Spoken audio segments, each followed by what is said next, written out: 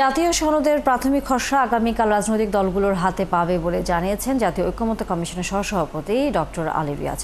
19তম দিনের বৈঠকের শুরুতে তিনি এই কথা জানান। এ সময় 31 জুলাইয়ের মধ্যে আলোচনা শেষ করে ঐকমত্যে পৌঁছাতে রাজনৈতিক নেতাদের তাগিদ দেন তিনি। প্রয়োজনে আগামী 2 দিন লম্বা সময় ধরে আলোচনা করার কথাও জানান ডক্টর আলী রিয়াজ। মৌলিক বিষয়ে বড় ধরনের আপত্তি পেলেই আলোচনা করা হবে। এ পর্যন্ত 10 ইস্যুতে একমত হয়েছে জানিয়ে তিনি বলেন, বাকি 7টি ইস্যুতে আলোচনা চলছে। এদিকে আজকের বৈঠকে সংলাপে আলোচনা হবে 3টি বিষয়: রাষ্ট্র পরিচালনার মূলনীতি ও নাগরিক মৌলিক অধিকার সম্পর্কিত প্রস্তাবের উপর আলোচনা করার কথা রয়েছে। আলোচনা হতে পারে পুলিশ কমিশন গঠনের বিষয়েও। কমিশন তৈরি করেছে এবং কমিশন আগামীকালের মধ্যে সকল রাজনৈতিক দলের কাছে খসড়া প্রেরণ করবে আপনাদের বিবেচনার জন্য। আমরা মনে করি আপনারা আলাদাভাবে মতামত দিলে সেগুলো সন্নিবেশিত করা হবে। আমরা খসড়া নিয়ে এখানে আলোচনা করব না এই কারণে, যেগুলো শব্দের ব্যাপার। যদি বড় রকমের মৌলিক কোনো আপত্তি ওঠে তাহলে আমরা ফ্লোরে আনবো, না হলে আনবো না।